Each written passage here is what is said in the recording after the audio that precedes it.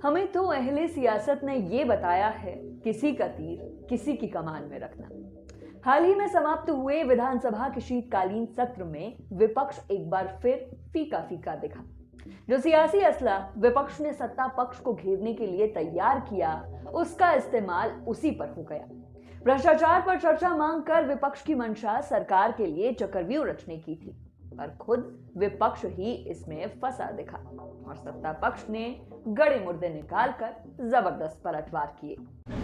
माननीय अध्यक्ष महोदय, माननीय जयराम ठाकुर जी कह रहे हैं कि हमने कार्रवाई की। जिसका नाम आया उसके खिलाफ कार्रवाई नहीं की, अधूरी कार्रवाई की। जो आज भारतीय जनता पार्टी के प्रदेशाध्यक्ष है वो हेल्थ मिनिस्टर बनाया इन्होंने, उनके खिलाफ कोई कार्रवाई नहीं की।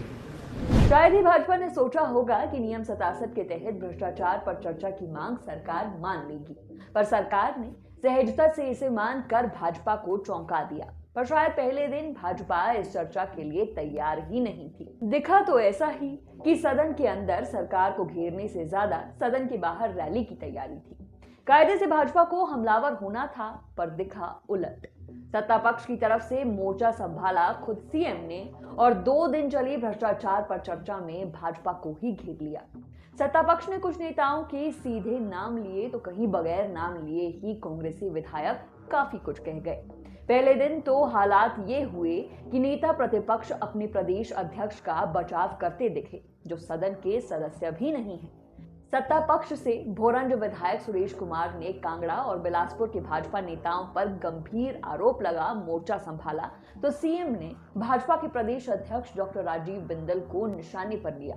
साथ ही बार बार ये भी गिनवाया कि भ्रष्टाचार जैसे गंभीर मसले पर चर्चा के लिए सिर्फ आधे भाजपा विधायक ही सदन में थे, 28 में से सिर्फ 14। शायद भाजपा इस पलटवार के लिए तैयार ही नहीं थी। माननीय अध्यक्ष महोदय, माननीय जयराम ठाकुर जी कह रहे हैं कि हमने कार्रवाई की। जिसका नाम आया उसके खिलाफ कार्रवाई नहीं की, अधूरी कार्रवाई की। जो आज भारतीय जनता पार्टी के प्रदेशाध्यक्ष है वो हेल्थ मिनिस्टर बनाया इन्होंने, उनके खिलाफ कोई कार्रवाई नहीं की। और मैं आपको कहना चाहता हूँ, मैं आपको एक चीज कहना चाहता हूँ, इस मंच के माध्यम से अगर आप तथ्यों के साथ कुछ भी देंगे, कुछ भी तथ्यों के साथ देंगे, फैक्ट्स के साथ देंगे, हमारी सरकार किसी भी कार्रवाई को करने में हिचकिचाहट नहीं दिखाती है। पर आपको मैं बताना चाहता हूँ, वो ठीक है, आपकी कुर्सी से उठाकर हेल्थ मिनिस्टर बनाया, हेल्थ मिनिस्टर के बाद बेचारों की कुर्सी चलेगी। फिर अब ग्रुप पॉलिटिक्स में बटे हुए लोग हैं, ये अभी उनकी अगुवाई में रैली कर रहे हैं, जिनके नेतृत्व में माननीय आशीष पटेल। तो मैं ये कहना चाहूंगा, जिनके अध्यक्ष महोदय, जिनके नेतृत्व में भ्रष्टाचार हुआ, आज उस भ्रष्टाचार की चर्चा का 67 का प्रस्ताव ये लोग लेकर आए हैं, हम लोग लेकर नहीं आए हैं। आज भ्रष्टाचार के विरुद्ध रैली है, 67 का प्रस्ताव लेकर ये आए हैं, और जिस पीपी किट की कार्रवाई की ये बात कर रहे हैं, उस पीपी किट के किंग पिंग के खिलाफ कोई कार्रवाई नहीं की। आज उसके नेतृत्व में भ्रष्टाचार के विरुद्ध आवाज उठा रहे हैं। चर्चा के दूसरे दिन सीएम के निशाने पर थे डॉक्टर जनकराज। पत्र बम का जिक्र कर सीएम ने विधायक और भाजपा पर जमकर निशाना साधा। ये तक कहा कि जनकराज उनसे माफी मांगने आए। हालांकि सदन के बाहर जनकराज ने इस पर खुलकर जवाब दिया। 2500 करोड़ रुपए का पत्र बम वायरल हुआ और आपके विधायक जनकराज जी के ऑफिस से हुआ। 10 बार बोल रहा हूं मैं। माननीय अध्यक्ष महोदय, ये बीच में जयराम जी बोल रहे थे, जिसके मोबाइल से अपलोड हुआ उन्होंने आरोप लगाया ना, उन्होंने मैनिपुलेशन की। इसकी जांच और आगे बढ़ रही है, और जैसे जैसे जांच आगे बढ़ेगी हम उसके आगे बढ़ते जाएंगे। लेकिन जब विधायक साहब ने मेरे पास आकर माफी मांगी, आप मैं बताना चाहता हूं, और मैंने कहा कि मेरे साथी ने इसको अपलोड किया, मुझे इस मामले में पता नहीं है, हमने उस पर आगे कार्रवाई नहीं की। अवैध खनन और ज्ञानचंद से नजदीकी को लेकर विपक्ष अक्सर सीएम पर सीधे वार करता है। विधानसभा में सीएम ने इसका भी जवाब दिया, खुलकर ज्ञानचंद को अपना समर्थक बताया, लेकिन साथ ही अनुराग ठाकुर और रमेश चंद ध्वाला का भी बताया। कई बार नदौन में ईडी की चर्चा की, और ईडी में एक व्यक्ति जो मेरा समर्थक है ज्ञानचंद, वो मेरा समर्थक है, विधानसभा में मेरा समर्थक है, लोकसभा में अनुराग का समर्थक है, और ज्वालामुखी में संजय रतन जी द्वारा का समर्थक है। व्यापारी है, उसने अपना व्यापार करना है। इस बीच भाजपा विधायक बलवीर वर्मा ने आपदा राहत में भ्रष्टाचार के आरोप लगाए तो सीएम ने उन्हें नसीहत दे डाली, विधायक धर्म याद दिला दिया।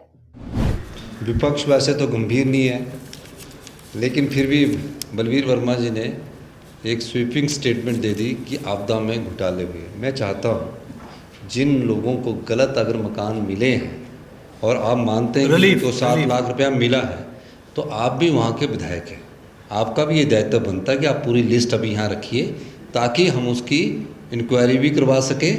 पूरे सत्र में मुख्यमंत्री अलग ही अंदाज में दिखे। उन्होंने कांग्रेस छोड़ भाजपा में जाने वाले पुराने साथियों का भी कई बार जिक्र किया और विशेषकर हर्ष महाजन का नाम ले भाजपा पर चुटकी लेते दिखे। कुल मिलाकर भाजपा बगैर पर्याप्त तैयारी के दिखी और सीएम ने फ्रंट फुट पर न सिर्फ सरकार को डिफेंड किया बल्कि भाजपा पर अटैक भी करते रहे।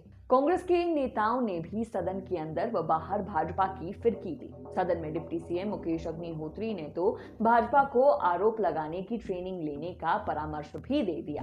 अध्यक्ष महोदय, ये जो विपक्ष के लोग भ्रष्टाचार पे चर्चा लेके आए हैं, इनको लेके मुझे एक कहानी याद आ रही है। अध्यक्ष महोदय, एक व्यक्ति किसी गांव में गया, रात हो गई तो कहीं रहने को जगह नहीं मिल रही थी। एक घर में गया और उसने कहा कि मैं आपके घर में रहना चाहता हूँ। उसने कहा नहीं, हमारे घर में तो 2 ही बिस्तर हैं, एक पे मैं और मेरा बेटा सोते हैं, दूसरे पे मेरी पत्नी और उसकी जो है बहू सोती है। तो उसने कहा कि ऐसा है कि आप मेरे को मंजा दो या ना दो, पर सोना तो सीख लो। आरोप लगाने में ये एक कला है, आरोप लगाना एक कला है। आरोप लगाने के लिए इनका कोई कार्यशाला लगवाओ, पहले इनको सिखाओ कि आरोप कैसे लगते हैं। बहरहाल जयराम ठाकुर ही भाजपा का चेहरा है और सदन में भी वो ही मुख्य तौर पर मोर्चा संभालते दिखे। मुट्ठी भर नेताओं को छोड़ दें तो जयराम को सदन में पूरा साथ मिलता नहीं दिखा। हम मंशा पर सवाल नहीं उठा रहे, पर भाजपा की तैयारी पर सवाल तो बनता ही है। भ्रष्टाचार के आरोपों के अलावा मुख्यमंत्री का समोसा किसने खाया और मुख्यमंत्री ने जंगली मुर्गा कैसे खाया, भाजपा के अहम मुद्दे रहे। फिर गेस्ट टीचर्स की नियुक्ति एक ऐसा बड़ा मसला दिखा जो प्रभावी रहा। वहीं राधा स्वामी सत्संग व्यास के मुद्दे पर जो भाजपा सड़क पर प्रदर्शन कर रही थी, सदन में लैंड सीलिंग एक्ट के संशोधन का खुलकर समर्थन करती नहीं दिखी। भाजपा ने इसे सिलेक्ट कमेटी में भेजने की मांग की, कांग्रेस ने इसे भी भुनाया।